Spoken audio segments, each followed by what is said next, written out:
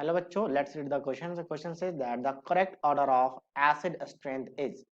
सो कभी भी जब ऑक्साइड गिवन और एसिड स्ट्रेंथ पूछे तो बहुत ही सिंपल ट्रिक है। आप क्या करो, यहाँ पे लेफ्ट और राइट वाला जो कॉन्सेप्ट है, यानी कि पीरियोडिक प्रॉपर्टीज को फॉलो कर लो। पीरियोडिक प्रॉपर्टी क्या है कि लेफ्ट टू राइट जाने पे मेटेलिक कैरेक्टर डिक्रीज करती है। मेटेलिक कैरेक्टर डिक्रीज करती है, ठीक है।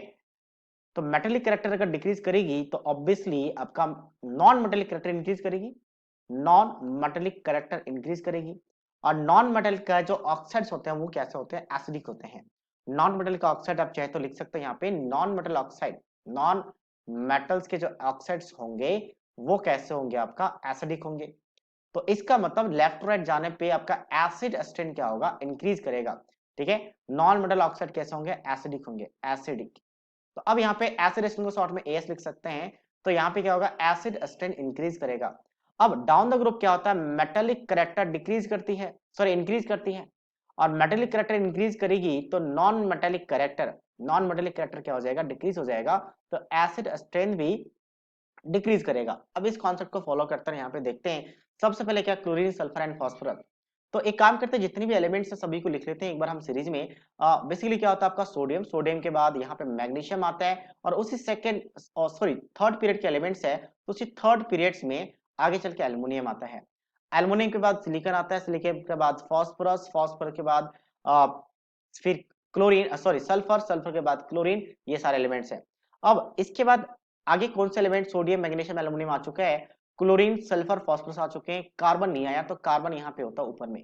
कार्बन, कार्बन के बाद नाइट्रोजन होता है, नाइट्रोजन के बाद ऑक्सीजन होता है, और फिर फ्लोरीन है। पोटाशियम की बात करते हैं, पोटाशियम इसके जस्ट नीचे होगा, कैल्शियम इसके जस्ट नीचे होगा। तो सारे एलिमेंट आ गए, सब आ चुके हैं। अब ये आपके पास फोर्थ पीरियड के एलिमेंट्स और ये आपका सेकंड पीरियड के एलिमेंट्स। अब अकॉर्डिंग टू पीरियोडिक टेबल ये पूरा लिखा हुआ है। अब हम बात करते हैं सबसे पहले यहाँ पे।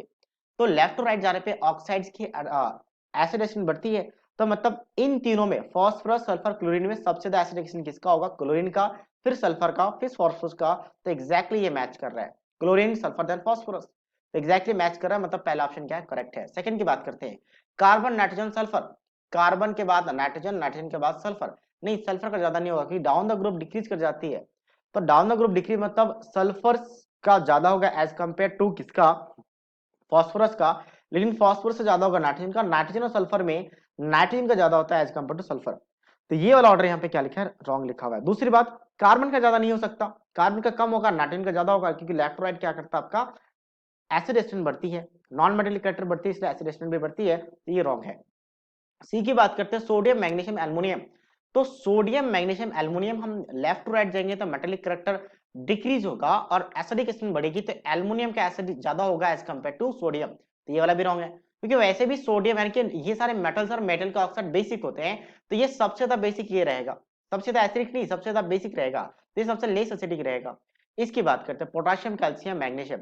तो पोटाशियम और कैल्शियम में कैल्शियम का ज्यादा होना चाहिए एज कंपेयर टू पोटाशियम। फिर से रॉन्ग हो चुका है। So that means only A is the right answer of this question. So I hope you understood it well. All the best.